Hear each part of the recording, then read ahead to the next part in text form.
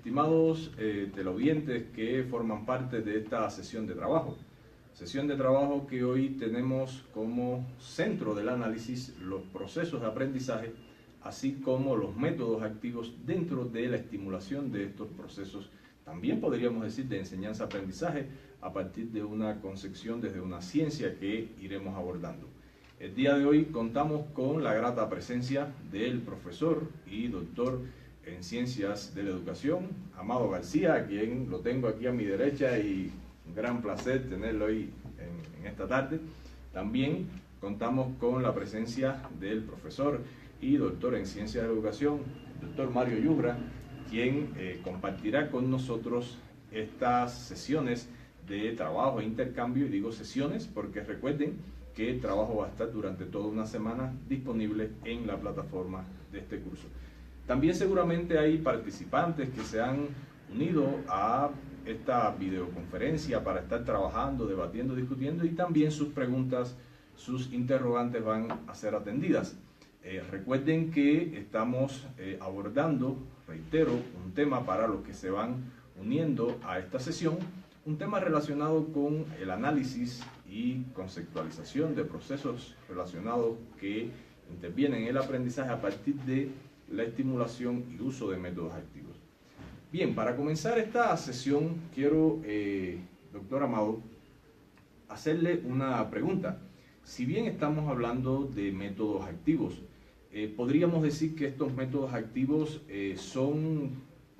provienen desde una ciencia para integrarlo al proceso de enseñanza-aprendizaje. ¿Qué nos podría decir usted en este sentido, doctor? Bueno, todos los métodos de aprendizaje y enseñanza pertenecen como componente del proceso de aprendizaje al campo de la didáctica general, que es una de las ramas de la ciencia pedagógica. Estos métodos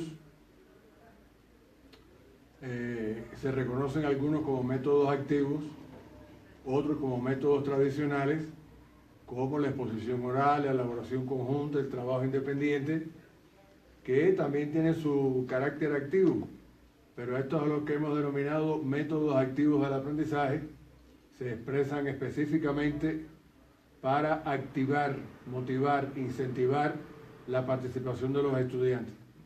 Tal y como se presentaron en la conferencia inicial de este curso, forman parte de ellos los métodos prolémicos, que en esencia se basan en la presentación de un problema, el aprendizaje basado en la acción, el aprendizaje basado en problemas, procesos de metacognición, elaboración de mapas mentales, conceptuales, cartas cartográficas y un sinnúmero más de métodos que se pueden incorporar, y siempre en correspondencia con un contenido de aprendizaje y con la competencia que se le plantea a los estudiantes para que puedan orientarse a alcanzar las mismas y tener éxito durante la clase. Excelente. En este sentido, el doctor Amado nos está presentando un panorama de lo que después vamos a ir desglosando, analizando, y en este sentido quisiera conversar también con el doctor Mario Yubra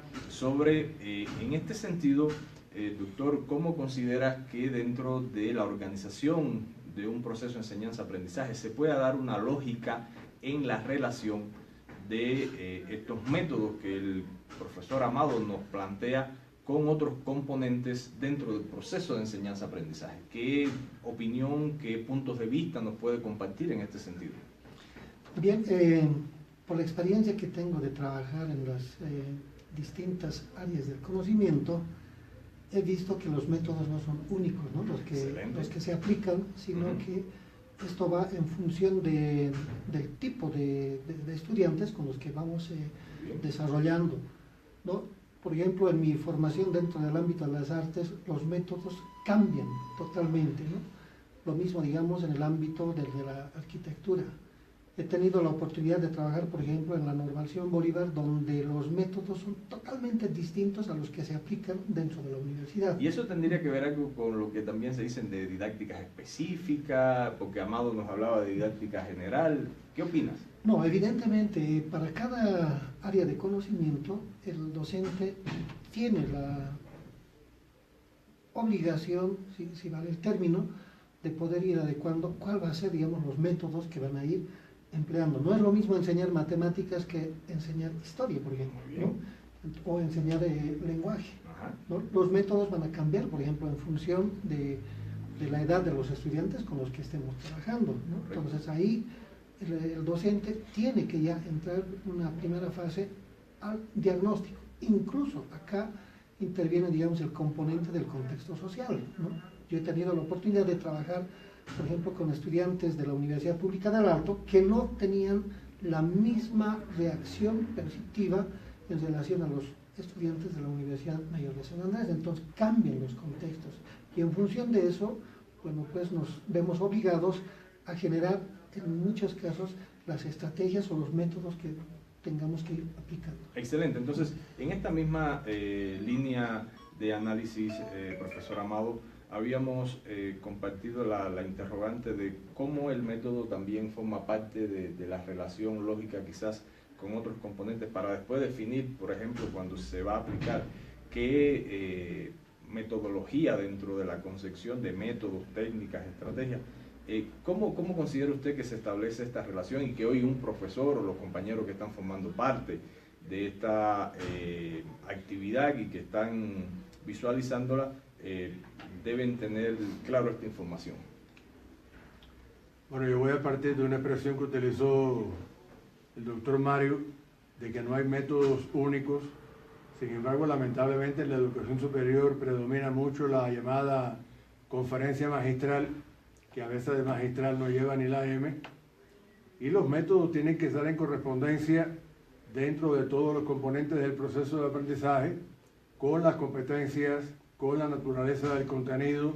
Como bien él decía, no es lo mismo utilizar métodos para la enseñanza de la matemática que para la historia, que para la sociología.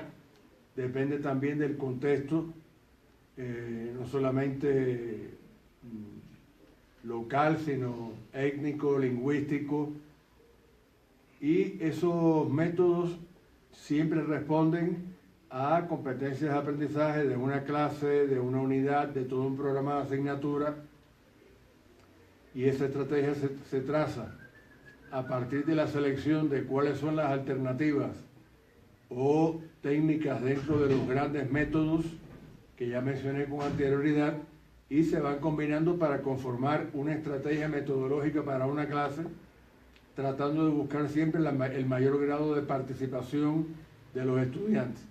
Si los estudiantes no están involucrados, no son parte de ese proceso de aprendizaje, no llega a ser significativo. Y en tanto no sea significativo, no representa nada para ellos. Durante mucho tiempo fui defensor de las competencias predominantemente educativas, y sobre todo a partir del trabajo que he iniciado con este grupo de colegas en el curso que estamos desarrollando, e introducirme en el campo de la neuroeducación y la neurodidáctica. Se me ha reafirmado el criterio de que esas competencias de carácter predominantemente educativo son las más importantes, porque son las que siembran en el estudiante el placer, el sentimiento por un nuevo aprendizaje, para que realmente sea útil, práctico, significativo, tenga impacto no solamente en el aprendizaje, sino en la posterior aplicación de esos conocimientos, habilidades y esas valoraciones. Excelente. El doctor Amado hacía referencia, profesor Mario, a partir de lo que usted explicaba, teniendo en cuenta los contextos, y el profesor explicaba que uno de los métodos o una de las tipologías de clase más presentes hoy en la educación superior sigue siendo la clase llamada o la conferencia o la clase magistral. Teniendo en cuenta el desarrollo científico-técnico que se está mostrando hoy en la sociedad actual, teniendo en cuenta lo acelerado de las transformaciones sociales, tecnológicas, teniendo en cuenta que inclusive el propio mercado al cual tiene que acceder un estudiante universitario cuando se gradúa es muy rápido lo que evoluciona. ¿Cómo usted considera que hoy deben darse las premisas, a partir de este análisis que hacía el profesor Amado, de la presencia todavía hoy de aspectos muy tradicionales en los procesos de instrucción, educación o desarrollo, ¿cómo usted considera que debe darse este proceso de aprendizaje hoy en nuestras universidades, no solo a nivel de Bolivia, sino también a nivel mundial? Hay una gran preocupación dentro de la educación superior.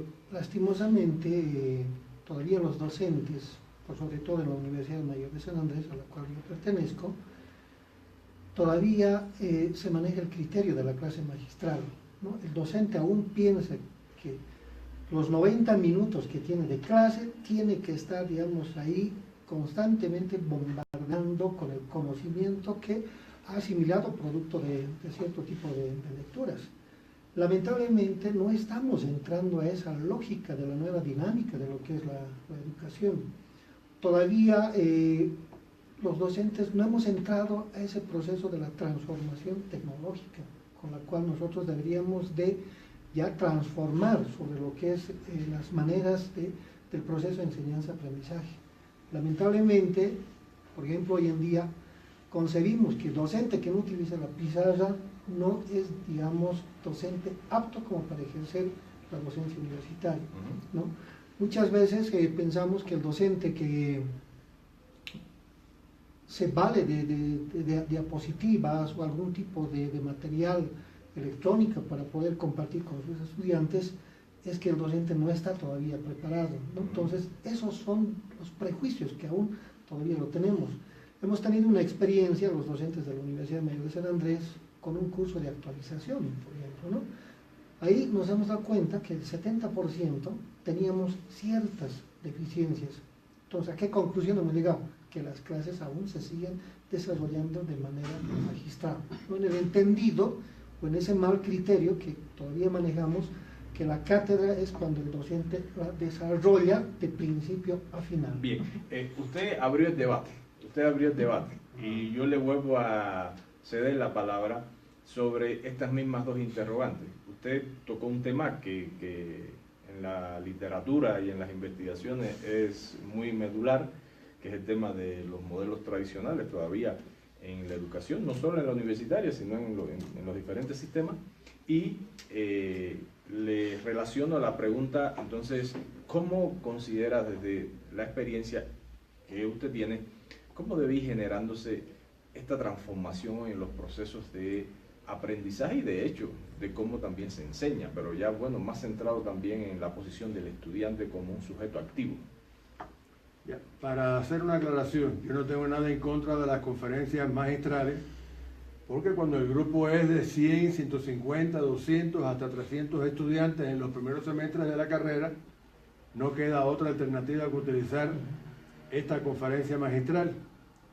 La cuestión está en que las instituciones sepan diferenciar la conformación de grupos de conferencia que se subdividen ese mismo grupo en grupos de seminario, de clases prácticas, de actividades de laboratorio, donde pueda haber un contacto más directo entre docentes, estudiantes y entre los propios estudiantes. Pero incluso en las denominadas conferencias magistrales, que no queda otro remedio que desarrollarlas cuando los grupos de estudiantes son muy masivos en una asignatura, en una clase, y están reunidos entre 100, 200, 300 estudiantes, no solamente es tener un buen sistema de sonido para que nos escuchen los estudiantes de la última fila, saber utilizar correctamente la pizarra, que es un medio muy valioso y muy interactivo también si se trabaja conjuntamente con los estudiantes, sino incorporar presentaciones de PowerPoint con cualquiera de los paquetes que existen actualmente, incorporar fragmentos de video, incorporar actividades prácticas que pueden ser demostradas por el profesor, como es característico de la conferencia problemática, y cualquier otro medio tecnológico. Incluso, digamos, por ejemplo, los docentes nos preocupamos de que los estudiantes, para que concentren su atención en lo que está desarrollando el docente, les pedimos que apaguen los celulares.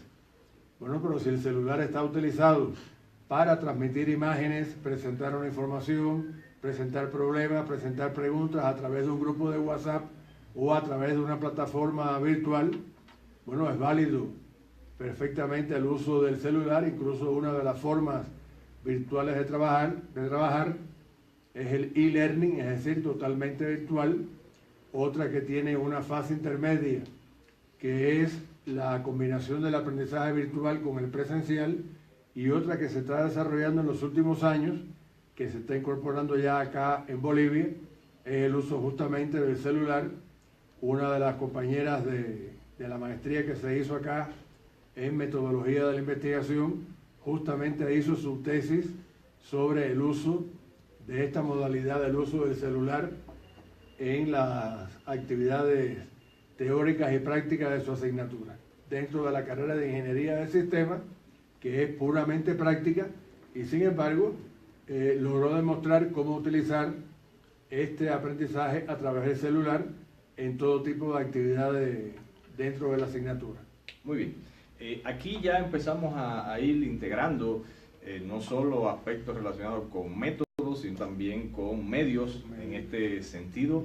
El otro día leía en un libro que sé que usted también está leyendo, que es sobre educación líquida, de Bauman, y le hacían una pregunta sobre este tema. ¿Qué considera respecto a una entrevista a una profesora italiana sobre los procesos de memorización, sobre los procesos, más que de memorización, de reproducción, de duplicación de la información?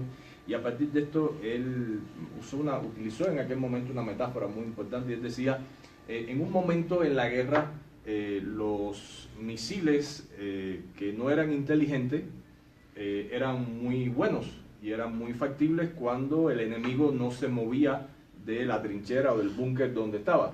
Sin embargo, en la actualidad, cuando se han desarrollado nuevas formas de estrategia para evitar un ataque de un misil, él decía, los misiles tienen que tener cabezas inteligentes. Y esa cabeza inteligente no es más que poder en el trayecto, cambiar la dirección, cambiar el rumbo, poder obtener otra información para tener un destino efectivo. Cuando yo leía este aspecto, lo relacionaba mucho con el tema de la educación. Ahorita usted tocaba un tema relacionado con el aspecto del diagnóstico. Amado ha venido tocando aspectos relacionados con el tema de los métodos, y ahora habló de los medios. Y sigo insistiendo. ¿Cómo crees, Mario? Ahorita dije más referente al tema del aprendizaje de los estudiantes, pero Amado tocó un aspecto muy medular, y él dijo, en mi experiencia me di cuenta que las competencias y las dirigidas más al tema del aspecto educativo, formativo del estudiante, y habló de los sentimientos, de las emociones, son muy importantes. Bueno, ¿cómo usted cree hoy que dentro de la educación superior y la educación en forma general se deben integrar estos aspectos que también hemos hablado de las tecnologías en un proceso de instrucción, en un proceso que eduque, pero también en un proceso que desarrolle? ¿Qué opinión te merece? Bueno, con relación a lo que tocaba Amado,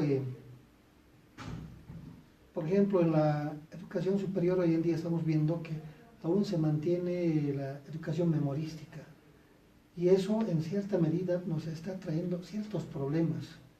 No estamos logrando generar que el estudiante pueda desarrollar su propio criterio, su propio pensamiento. Entonces, nos hemos estancado en algunas carreras, ¿no? Pensamos los docentes que mientras el estudiante pueda memorizar todas las lecciones que imparte el docente y las pueda replicar eso a través de los exámenes para una futura verificación, entonces pensamos que eso es lo más correcto, sin estar conscientes de que la educación tiene que buscar, digamos, la reflexión, por sobre todo, digamos, el criterio que puede emitir el estudiante a partir de los insumos que le va facilitando.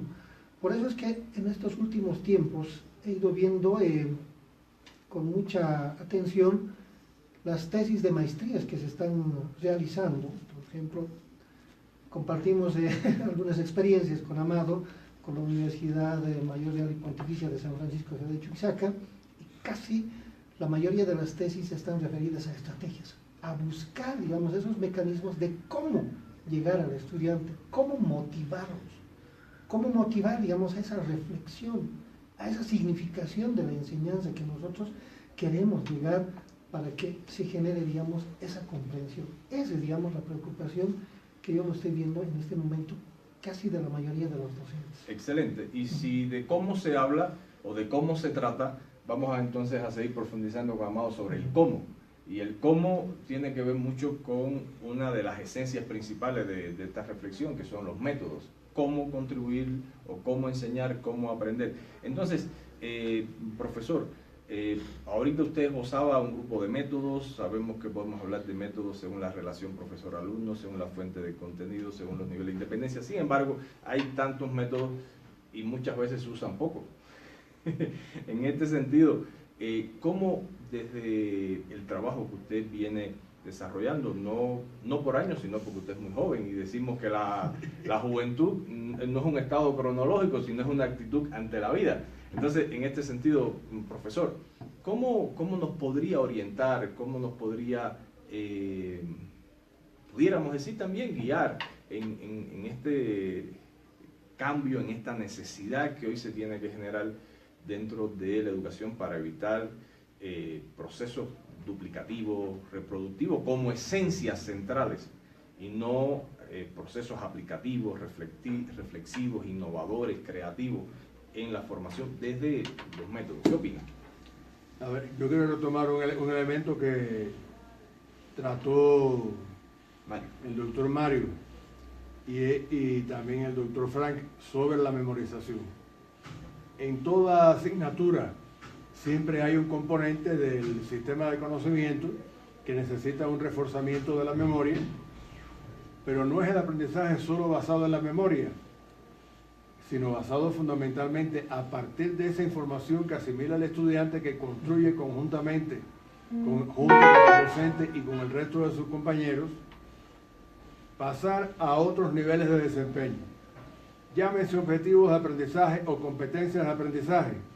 Ambas tienen niveles de desempeño reproductivo, aplicativo, y si no se pasa al nivel aplicativo, entonces resulta que el conocimiento no le resulta útil, no puede ponerlo en la práctica, no sabe o tiene que descubrir por sí mismo cómo ponerlo en la práctica, justamente porque el docente no lo ha planteado adecuadamente las competencias u objetivos de aprendizaje. Para llegar a esa aplicación hay una gran diversidad de métodos. Métodos que están descritos teóricamente dentro del campo de la didáctica, y de cada uno de ellos nosotros podemos tomar alternativas, rasgos y conformar la estrategia metodológica particular que requiere esa clase, a partir de la naturaleza del contenido, de la edad que tienen los estudiantes, de qué antecedentes tienen en cuanto a tendencias o concepciones del aprendizaje con las que hayan venido trabajando, cómo lo pueden vincular con realidades concretas, digamos, por ejemplo, la realización para todo un semestre de un estudio de caso que se refiera a una situación real, concreta de una comunidad, no siempre rural, puede ser una comunidad urbana. Lamentablemente a veces se utiliza el término comunitario solo para el campo rural, mientras que las comunidades también están en la ciudad. La ciudad, claro. Y por tanto hay que buscar situaciones reales que necesiten la zona en que esté enclavada la universidad, o en aquellas instituciones con las cuales se establece convenio para que los estudiantes de diferentes carreras vayan a hacer justamente sus prácticas preprofesionales. Al respecto quisiera señalar que hace unos años atrás las asignaturas relacionadas con la práctica laboral se reducían a un semestre de la carrera. Bueno, y ahora hay universidades que tienen hasta 3 semestres de práctica laboral, pero incluso con eso no es suficiente. Hace falta que cada una de las asignaturas del plan de estudio, en función de cómo influyen y contribuyen a las cualidades del perfil del profesional, puedan incorporar estas actividades prácticas, pero actividades prácticas reales, que resuelvan problemas concretos de la comunidad en que esté enclavada la universidad o de aquellas instituciones a las que asisten estudiantes de diferentes carreras con diferentes problemas profesionales integradores a resolver, que se derivan justamente del perfil del profesional y puedan aplicar sus conocimientos.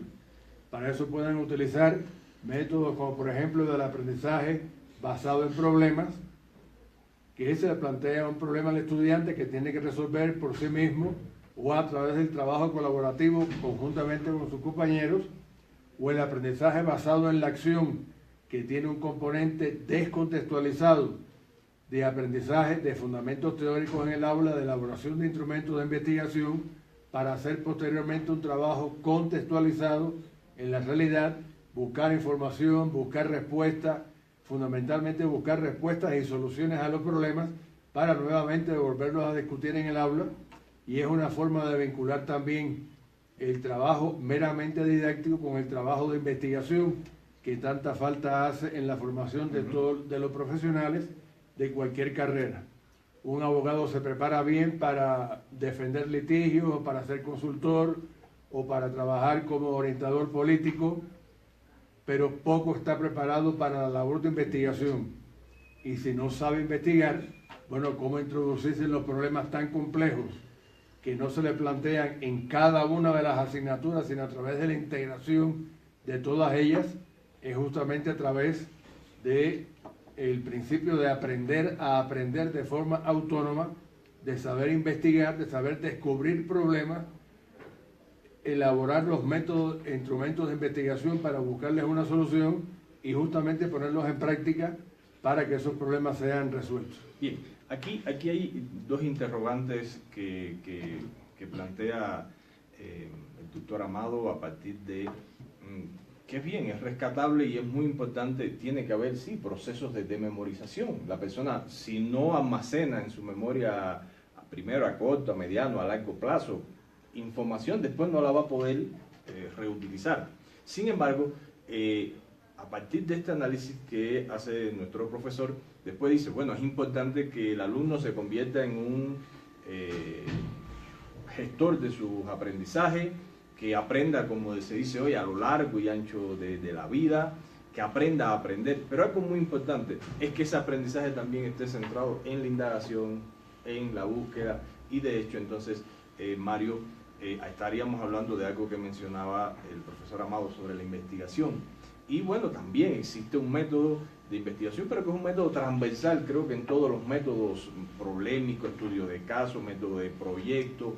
¿Qué importancia usted le concede, Mario, a que el alumno se prepare, el profesional se prepare y se forme como un investigador, y que no se convierta solo el espacio de investigación cuando le toca hacer la tesis, que muchas veces está al final de la malla curricular o del plan de estudio, y transita, como muy bien decía nuestro profesor, una carrera que después, cuando sale, no encuentra muchas veces cómo solucionar desde un pensamiento científico. ¿Qué opinión te merece en este sentido que la investigación como método forme parte de la formación en las diferentes carreras? Y no solo en las carreras, sino también en la secundaria, en la primaria, en todas las actividades que normalmente hace un ser humano.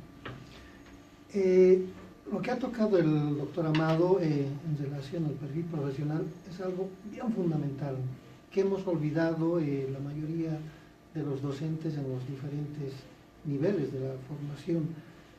Por ejemplo, en la universidad el componente máximo es la investigación, y en muchos casos, ¿no?, los estudiantes no se percatan cuál es el perfil profesional con el que están ingresando a estudiar una determinada carrera, ¿no?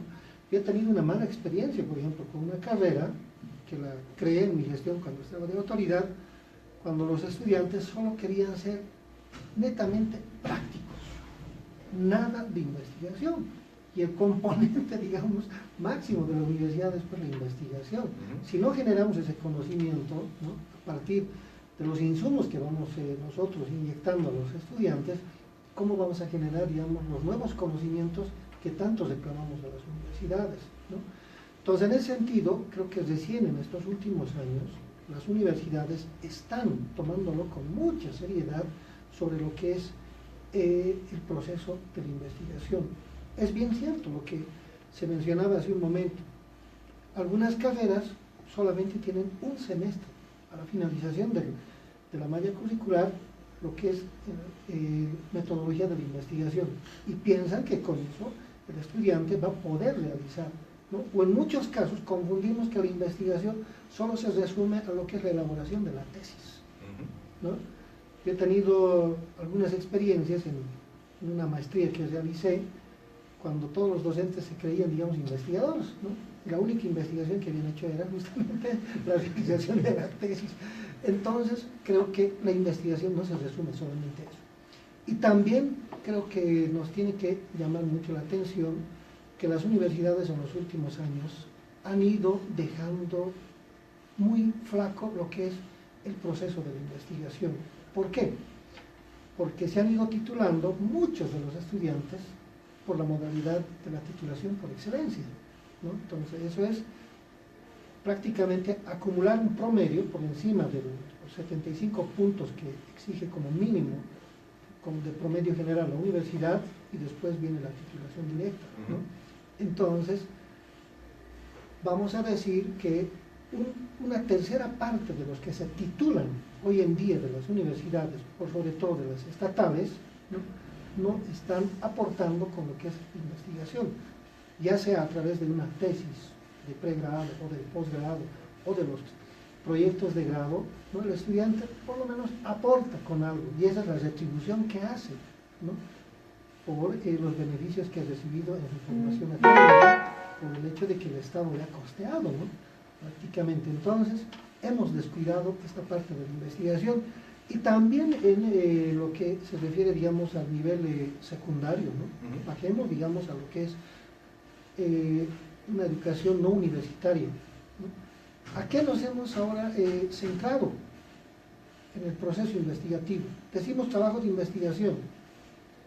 Lo único que hacemos es apretar las teclas de la computadora, entrar al internet y jalar documentos. Y eso está dando una mala referencia en lo que es el proceso de la investigación que debería de generarse desde el nivel secundario. Estamos descuidando, y eso se está arrastrando hasta los niveles superiores, ¿no? Ahora que tenemos la experiencia de trabajar con el pregrado y el posgrado, nos damos cuenta las deficiencias que se van arrastrando desde la fase inicial hasta el nivel superior. Y como vamos arrastrando ideas también desde el inicio, hay un componente, profesor Amado, muy relacionado con el tema de uso de métodos, y dentro de esto la investigación, que es el tema de la evaluación, el tema de la evaluación. Si bien la esencia hoy no es hablar de evaluación, pero mi pregunta es, ¿cómo el uso de estos métodos activos pueden transformar hoy la forma de evaluación, como usted decía, que se pueda llegar no solo a nivel reproductivo, sino también se puede llegar a lo creativo, a lo aplicativo, también teniendo como aspecto esencial una formación integral del estudiante, pero también una formación en el orden de habilidades evaluativas, habilidades metacognitivas, como usted decía, dentro de la formación de un profesional. A ver, para llegar al tema de evaluación y seguir un mismo hilo conductor en la conversación que estamos sosteniendo, el doctor Mario hacía referencia a la asignatura metodología de la investigación. En algunas universidades, fundamentalmente en las privadas, que es en la que tengo una mayor trayectoria, nunca he trabajado como docente de pregrado en universidades públicas, se trabaja la asignatura metodología de la investigación, taller de tesis 1, taller de tesis 2, y de que se desarrolle la asignatura metodología de la investigación a que el estudiante llegue a los talleres de tesis, ya se le olvidó porque no tuvo la aplicación práctica a situaciones reales de los perfiles que elabora en ese momento, y el asunto está en que esa investigación se convierte en un eje articulador a través de todas las asignaturas del plan de estudio.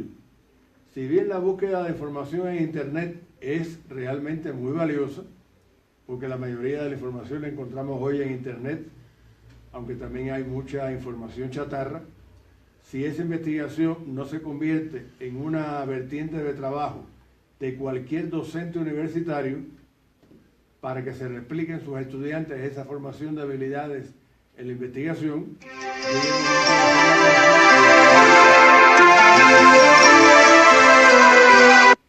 el doctorante domine perfectamente el objeto de estudio, pero no sea capaz de explicar con lujo de detalles a través de qué métodos y técnicas obtuvo esa información.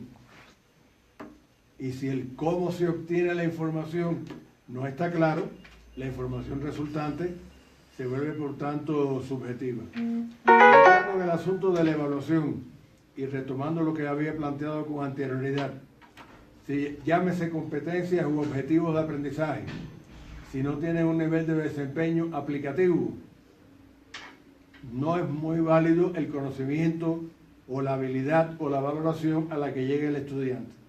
Por tanto, esas evaluaciones, en lugar de ser pruebas, que en mi criterio muy personal, las llamadas pruebas de preguntas objetivas, se limitan a evaluar memorización, asociación, incluso las de selección múltiple, que son realmente difíciles de elaborar, por la cual todos los distractores son positivos, verdaderos, pero hay solamente uno que es el más acertado.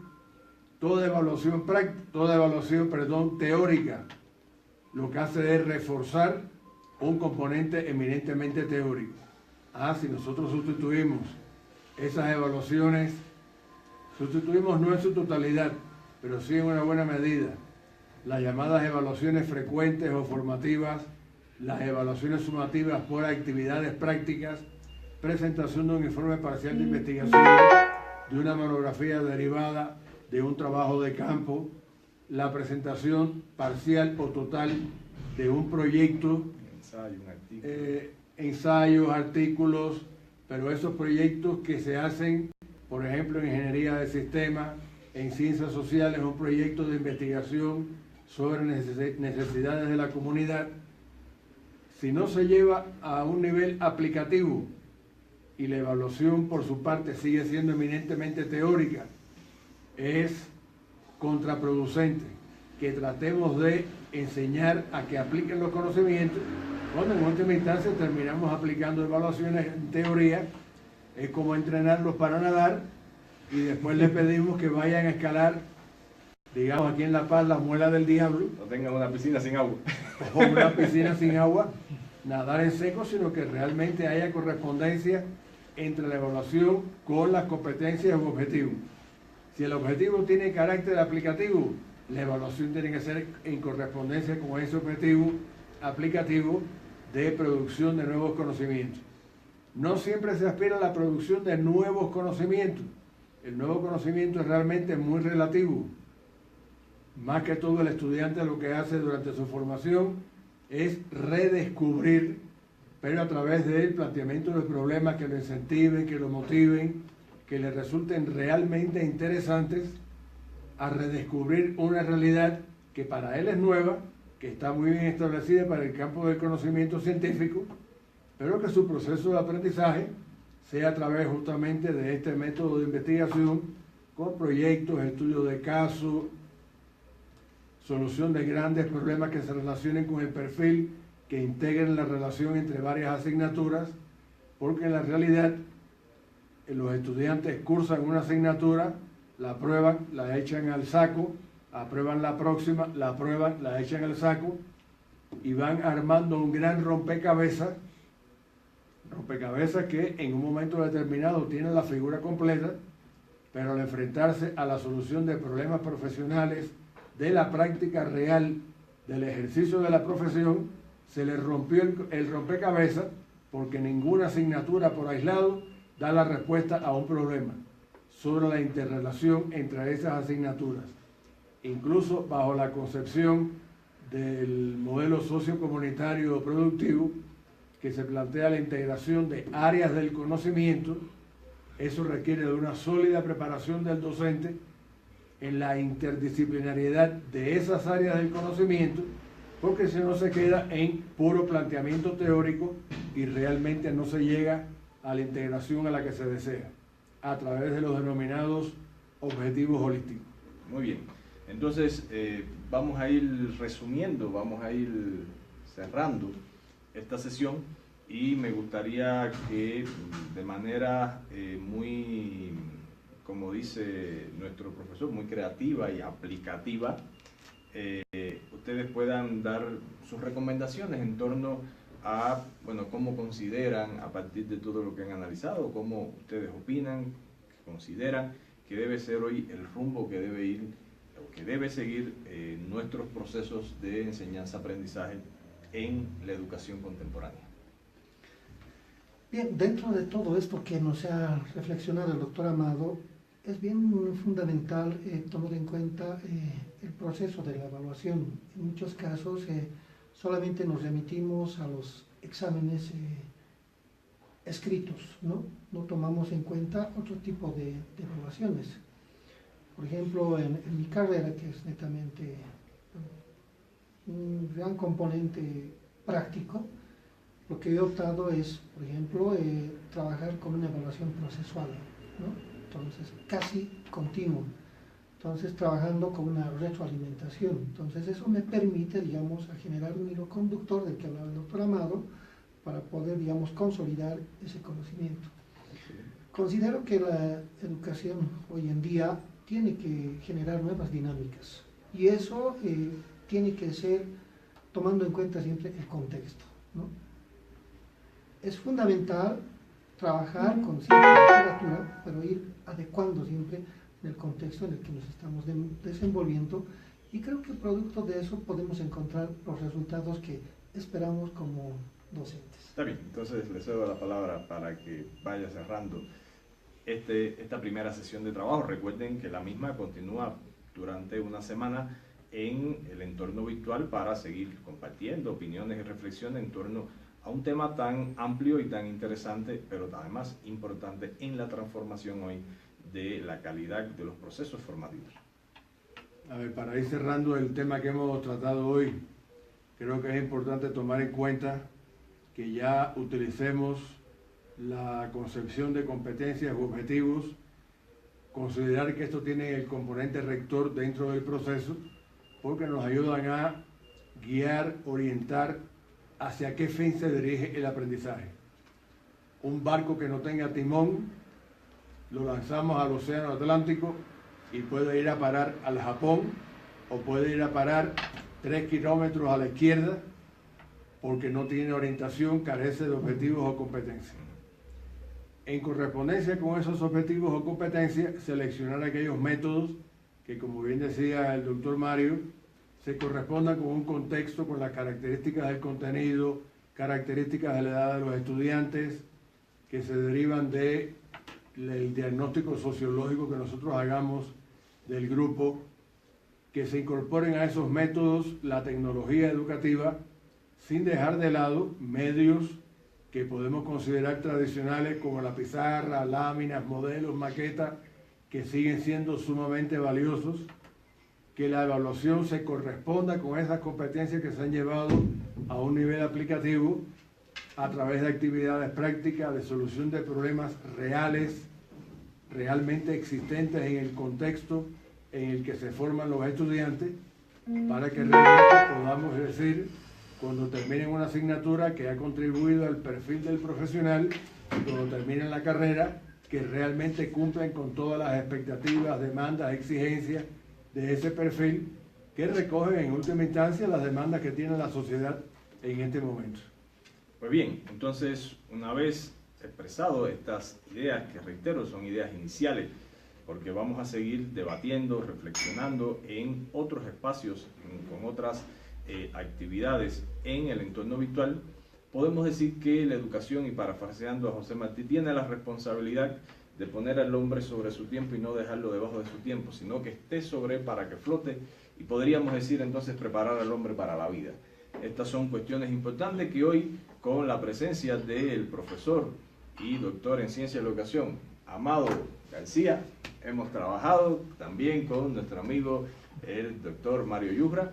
Y bueno, esperemos que ustedes estén también constantemente haciendo consultas y debatiendo en las sesiones que se van a proponer. Muchísimas gracias y nos vamos a encontrar en otro momento que seguiremos abordando temas relacionados con la educación desde un basamento neurodidáctico y tecnológico en el desarrollo de los estudiantes y de los profesores en la educación actual. Muchísimas gracias.